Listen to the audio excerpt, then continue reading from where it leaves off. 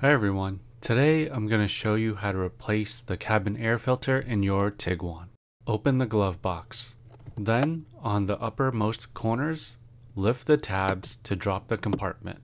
Optionally, if you are sitting, you can rest it on your lap to keep the dampener from sliding out. But if it does slide out, we can put that back later. Nothing to worry about. So on this cover here, there are 3 pairs of tabs at the top with an additional tab on the side. Pull the tab on the side towards you while pulling down on the bottom tab of the pair, starting from your right. You should feel it release, then just move on to the next one towards the left. Remove the cover, then the filter, and clean as needed.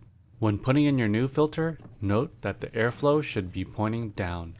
Now to put the cover back on, insert the bottom tabs into the holes, then just snap the top tabs back into place. If you need, reinsert the dampener. Finally, you can help close the glove box by lifting the corner tabs again, or you can just close it. I hope that this video helped you, and thanks for watching.